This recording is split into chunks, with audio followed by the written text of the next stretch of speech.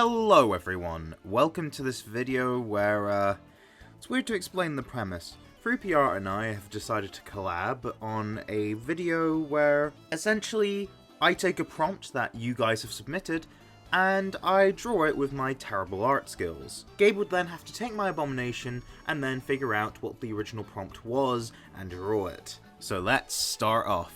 Empoleon77 suggested a 3-stage line of bug ground types based on sandworms that you see in fiction. I'm having a look, and there are actual sandworms in real life, but then there's also stuff like Realm of Midgard and, of course, Dune.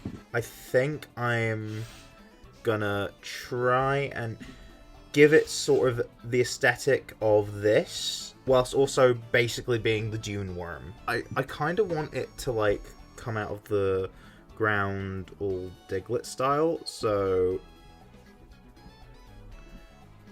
yeah, that's good. I realised this might end up looking a bit like Wiglet so far, because of the shape.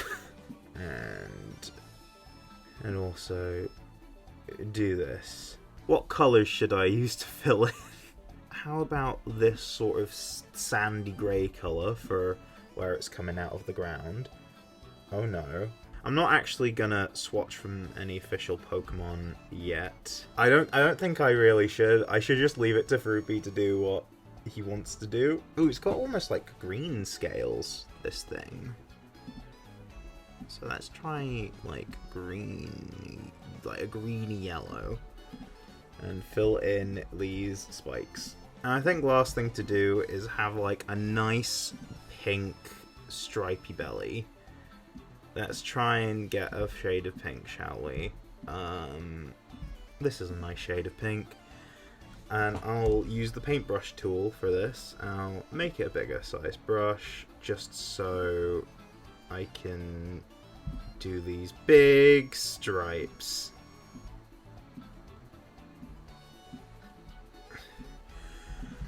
And there we go, the ground bug worm from Dune.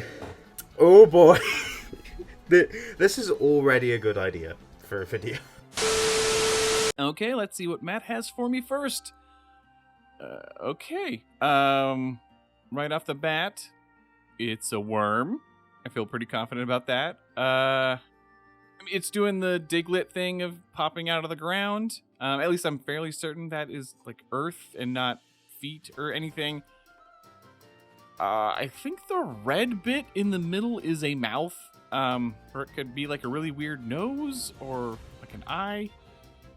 And then it's spiky too, and it's like neon green, and that's interesting. Well, shoot. I mean, it's a worm, but we'll see what I come up with. Okay. All right.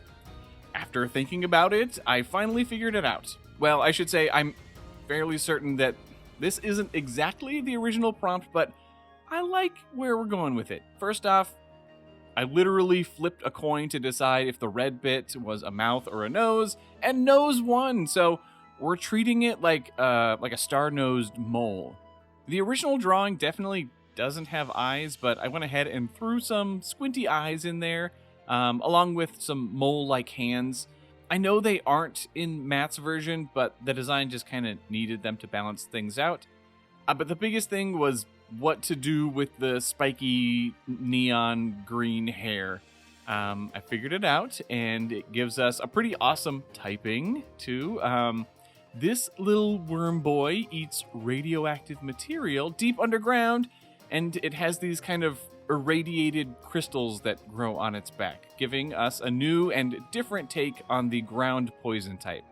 Alright, let's meet Iridiggle, the glowworm Pokemon. This extremely rare evolution to Diglett only occurs when it has become consumed by radioactive deposits deep underground. Iridiggle have terrible eyesight, but use their strange noses to sense their environments. They now consume radioactive materials which help grow luminescent crystals on their backs. And its ability is Toxic Debris, which really makes sense for this, and that scatters spikes around when they get hit.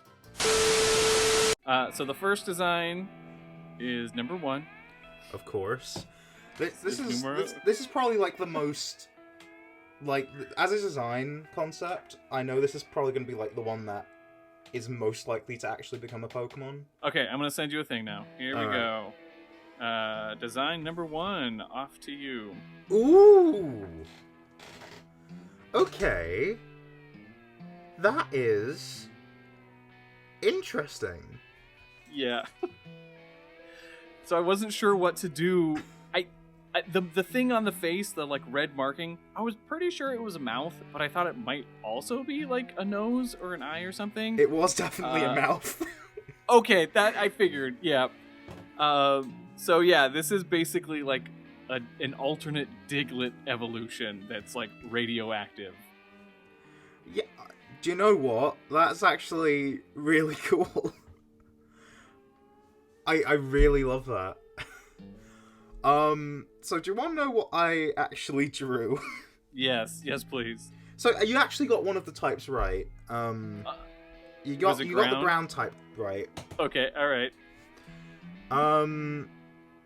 Now I've not experienced any fiction that this that Empoleon77 on YouTube is referring to, but they suggested a 3-stage line, and I just felt like I was prepared to draw them, but at the same time I just didn't really have any ideas to actually like make it a 3-stage. So it's meant to be a bug ground type based on sandworms that you see in fiction. So my immediate thought was Dune, so that's what I drew. Yeah, I can see that. So wait, so bug ground or ground bug? Yeah. So what are the spikes? What are the green? It was either based on an actual like bug, or I just saw that a lot in depictions of like a sandworm. Gotcha. Cool. So I just saw that a lot, and just yeah. I mean the stripes are a perfect translation of it, and the burrowing out of the ground, I did actually get inspired by Diglett. But it's a nice touch that you've done shinies for them as well. Yeah, I think whatever. I got like the basic body shape correct at least. Yeah. And at least one of the typings. That's not bad. Yeah, and you got the color scheme. Well, then again, the color scheme's like the easy part to get. Yeah, I tried to copy most of your colors for the most part, but yeah. I had a feeling. I genuinely had a feeling you'd make it something like Diglett. Right, next from the YouTube community tab is from True4. What about a FAKEMON based on the Kuchisake Onna? She's a pretty popular Japanese urban legend, so I'm surprised she's not in base game. Right, let's look towards the Kuchiki Onna for research purposes. I'm gonna have a look at what the concept would actually be. I don't want to be misfaithful. So she's the slit-mouthed woman, a malevolent figure in Japanese urban legends and folklore, described as the malicious spirit or onryo of a woman. She's most often described as having long, straight black hair, pale skin, and otherwise being considered beautiful except for her scar. She's been described as a contemporary yokai. According to popular legends, she asks potential victims if they think she's beautiful. If they respond no, she will either kill them with her long medical scissors, or wait until nightfall to murder them in their sleep. If she says yes, she will reveal the corners of her mouth are slit from ear to ear, and she will repeat the question. If the individual responds with no, she'll kill them with their weapon, and if they say yes, Okay, I am not going to read that. I don't want to get demonetized. So, I'm feeling something humanoid. How do I do, like, sharp objects? Like... I already hate this. I am not good at drawing. Just silver for her scissor hands, or her scissor arms. That's what I've decided to make, because I've decided to make her arms scissors to try and, like, because she carries some scissors, and I might as well make her body also like metallic. I'm imagining a dark steel type. Her black flowy hair. I'm gonna keep her face white, and in fact, I'm gonna use the paintbrush tool to give her a Cheshire smile. But I'm also gonna like make her cheeks a little rosy. And there we go. There's the second FAKEMON. Okay, and Matt's drawing looks like... Oof. That is kind of terrifying. That definitely wants to murder me. It's pretty... I'm getting obvious clown vibes. Like the big old painted grin. I think maybe the arms are supposed to be like big blades. I don't see hands. Also, this hair, maybe it's just me, but I'm getting like Mr. Mime vibes. I'd have to check, but it looks like it's like the same shape, or like part of it at least. So maybe it's like a regional Mr. Mime with sword hands. I'm not sure how to make sword hands gel with that, but we'll see what I come up with. Okay, yes. It's going to be a regional evolution for Mime Jr. It ended up different enough that it can't really be a regional form of Mr. Mime. I feel like a lot of this actually translated pretty decently. The face in particular feels like we're on the same page, right? It's got the Mr. Mime cheeks in there, overall shape, and then these exaggerated red lines. It's definitely given some like Pennywise the Clown vibes. In fact, that It color palette just worked really well for the rest of the design. I thought about doing the orange hair, so this thing really screamed It, but I felt like I should stay true to the original drawing's colors whenever possible. Though, doing an exaggerated and lopsided Mr. Mime hair thingy turned out pretty great. Lastly, as you can see, I went away from the blade arms, and I was able to get the suggestion of Mr. Mime's hands while maintaining the same shape by sticking them in these long, straitjacket-esque sleeves. But let's meet this alternate evolution. This is Sinistime, the It Pokemon. Mime Jr., who are exposed to dark influences, evolve into this malicious variation from Mr. Mime. Though they still enjoy dancing about and performing, Sinistime specialize in playing nasty tricks and unexpectedly scaring others. And its ability is soundproof. It is still a mime, and that grants immunity to, sound-based moves. Oh boy, this one is also one that I'm like, ooh. Yeah, okay, I'll just send it to you. I was confident, and I've become less confident over time. So here is number 2, sending your way. I can see that. I can see where you got Mr. Mime from. Yeah, I focused so much on the face right away. Yeah, the face is definitely the most important element because it's the part that I actually added the most detail to. Yeah, and then I kind of cheated with the arms and the like sleeve stuff. Just what was the prompt for this one? Right, the prompt comes from True4 on YouTube saying, "What about a FAKEMON based on the now forgive me, I am not a Japanese speaker, but a Kuchisaki Onna. She's a pretty popular Japanese urban legend, so I'm surprised she's not in the base game. When I researched it, I was then not surprised. It's not exactly advertiser friendly. Let's just say the arms are meant to be scissors." Whoa. Okay. I took that liberty because when I first looked at it, I was like, I'm pretty sure they're blade arms. So you got that right.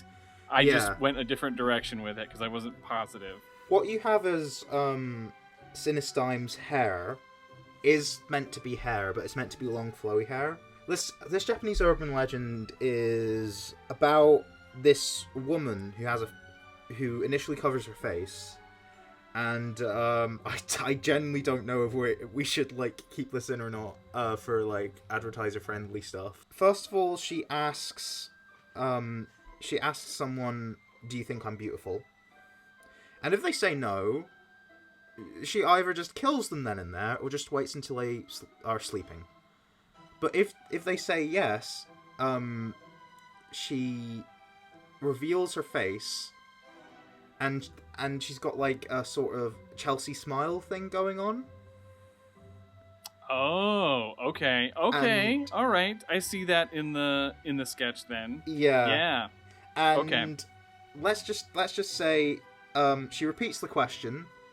If you say no, I think the same thing happens to like if you said no initially. But if you say yes, you also get one. So that's lovely. Great. So I'm not surprised Game Freak's not done something like this, but Yeah, that makes sense. Yeah, I mean, cool. I mean, I'm sure they could be creative and find a way to do something close to it, but yeah, that's pretty. That's pretty gruesome. So dark type, I think, is appropriate. Honestly. Wait, so did you have types picked out for all these already? I did not. Okay. The first one was a bug ground type in the prompt itself. Like, I think it's natural for certain prompts to have certain types. But I don't know enough about the Kuchisake owner to like determine if Psychic is an appropriate secondary type, although if it's a Mime Junior evolution, I think Psychic is the natural one to go for. So Recording, but this works. At Luke_Fox_ on Instagram suggested, how about a D&D rogue themed crow that uses a sharp stick as a dagger? So the general idea of the rogue, just a little bit of a bandit, a little bit of a knife going on, and I just need to double check what crows look like. Are they the? Yep, they're the. Okay, right. First of all, we need a bit of a bird shape, and there's our bit of a bird shape going on. We also need a beak, and that's the stick. That's also shaped exactly like one of Bandit's knife. I think I should also give it a bit of a hood to make it look menacing. And I've drawn it. That is perfection, actually. I'm actually going to make the beak the same color as the hood. This one is a much shorter one, if I'm going to be completely honest. That is a good stick color. Blam. There we go. We've got a rogue crow. I call it Krog. Okay, let's see what we got here. That is a bird. That's a bird with a knife. I think that's a knife, but it's brown. But I'm pretty sure that's a knife. And the bird is blue, so like a blue jay maybe. But yeah, it's a bird with a knife. Okay then. All right. No, not a bird with a knife. I was really struggling with this one, and then I let my lady look at it, and she was like, "Oh, that's like a little wizard's hat on a stick." And then I couldn't not see a little wizard's hat, so we are going to run with that. And honestly, it all came together so perfectly. First thing, wizard staff thing, magic-y goodness, and a blue bird that is blue. Put them together, and we get a blue mage, which, if you don't know, it's just a mage, in video games and other media that specializes in learning new spells from its enemies. So we're going to have a blue mage. Also, I'm continuing with the blue jay as the inspiration. I know, all right, there's a lot of different blue birds in the world, but I happen to live in the United States where we have blue jays, and they are pretty freaking awesome. More specifically, they have these kind of poofy little crests on their head that I figure I could exaggerate up into the wizard's hat. And with the inclusion of these wizard eyebrows that are also kind of the brim of the hat, it just gives a good silhouette. Yeah, it's pretty silly, but let's check out Jage, the wizard Pokemon. This magical bird has mastered magic by wielding a special branch as a wand. It studies its opponents closely and is a master of copying their attacks. It is said this Pokemon can learn any move with enough determination. And its ability, of course, is Magician. and that means it can steal items from the Pokemon it hits. All right, here is the next one for you. Yes. Excited to see this one. Ooh. Okay, so nice to know that it was clearly a bird. I mean, yes, obviously. I could tell it was a bird. It's not that bad. So, funnily enough, this is weirdly similar to the prompt in many ways, but different in others. Okay.